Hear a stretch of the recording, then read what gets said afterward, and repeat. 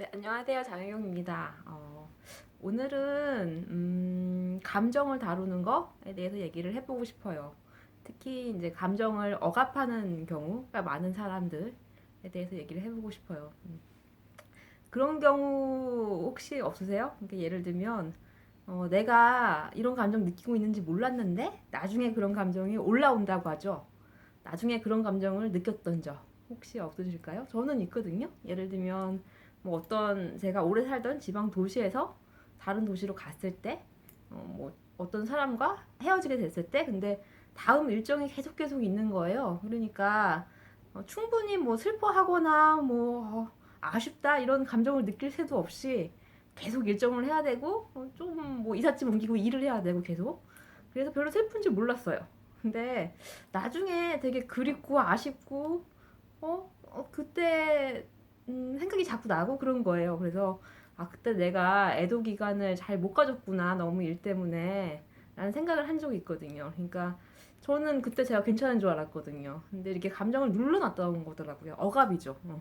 너무 바빠서 일 때문에였긴 하지만 그런 일이 있을 수 있고 뭐 우리가 흔히 살면서 뭐 감정을 모두 다 느끼고 모두 다 표현하는 건 아니니까 당연히 또 때로는 모른 척 할 때도 있고 때로는 참을 때도 있고 많이 있는 것 같아요. 또 그래야 맞는 경우도 많이 있고요. 근데 그 감정을 특히 부정적인 감정을 느끼는 게 너무 어려워서 습관적으로 회피하는 사람들 있잖아요.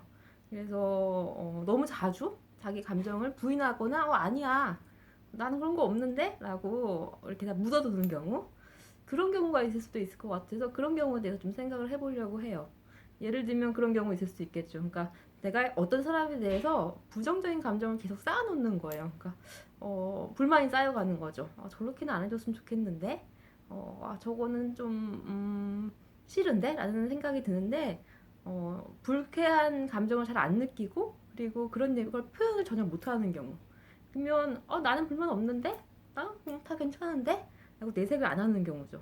근데 어느 날 자기도 모르게 그런 감정이 터져 나오는 경우가 있을 수 있겠죠. 예를 들면, 사소한 일인데, 나는 쌓였던 게 갑자기 터져 나오는 거예요. 그래서 정색을 하고서, 너는 왜 늘 그런 식이야? 라고 얘기를 하는 경우가 있을 수 있겠죠.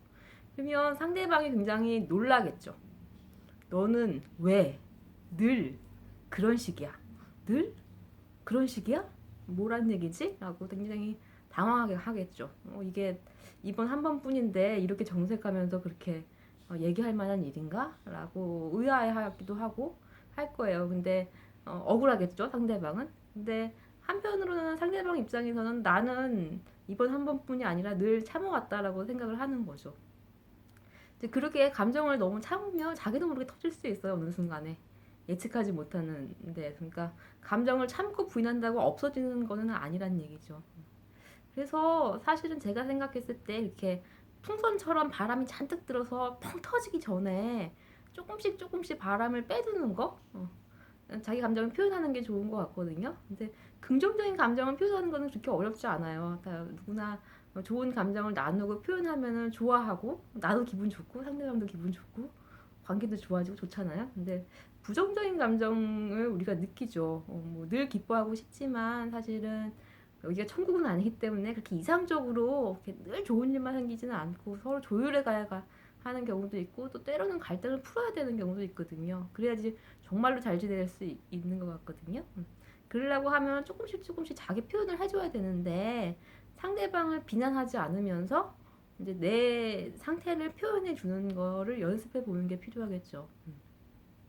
예를 들면 내가 지금 이러한 것 같아라고 조금씩 얘기해 주면 좋을 것 같아요. 그러니까 야, 너 그렇게 하지 마라기보다는 그렇게 하면 나는 좀 힘들다. 나는 그렇게 하면은 좀 당황스럽다라고 얘기를 해주면 좋을 것 같아요. 그리고 그런 감정도 이렇게 얘기하기 어려울 정도로 감정이 막 올라와 있는 상태다. 그러면 너무 모르는 척 하거나 아닌 척 하는 것보다 오히려 지금 내가 감정이 너무 올라와서 제대로 말하기 힘들다. 조금 시간이 필요하다. 조금 이따 나중에 우리가 얘기하자라고 오히려 그 상태를 표현해주면 상대방이 이해할 것 같아요, 아마. 그래서 그냥 모르는 척 아니면 그냥 획 가버리는 것보다는 조금 더 이렇게 내가 어떤 상태고 어떤 걸 느끼고 있다라는 거를 얘기를 해주면 좋을 것 같아요. 여기서 굉장히 중요한 거는 그걸 잘 안 해본 사람은 처음부터 정제돼서 이게 되게 우아하고 되게 음, 부드럽게 이게 잘 나오지 않을 수 있을 것 같아요. 그래도 안 하는 것보다 낫고 처음엔 당연히 그럴 수밖에 없다라는 거예요. 그러니까 예를 들면 그러면 좀 싫어. 아니, 야, 그렇게 안 해줬으면 좋겠어라고 이렇게 좀 투박하게 나와도 처음에는 그게 자꾸 눌러두는 것보다는 자꾸 표현해 버릇하는 게 좋을 것 같고 되게 내향적인 사람인 경우 아니면 그런 거 얘기하는 거에 대한 두려움이 있는 사람인 경우에는 너무 어렵다 그러면은 글로 써서라도 이렇게 조금 더 표현해 주는 게 좋을 것 같아요. 그래야지 상대방도 오해하지 않고 좀 있는 그대로 자기를 이해하고 좀 수용해 줄 수 있는 기회가 좀 생길 것 같아서 그런 부분들이 있으면 어떨까 하는 생각을 하게 됐어요. 그래서 오늘은 감정을 다루는 거, 특히 이제 너무 억압하거나 부인하지 않고 그 감정을 잘 표현해 보는 게 왜 중요한가? 그리고 뭐 어떻게 하면 조금 더 용기를 내서 해볼 수 있을까? 그런 것들을 생각하다가 나눠보게 됐습니다. 이상입니다. 감사합니다.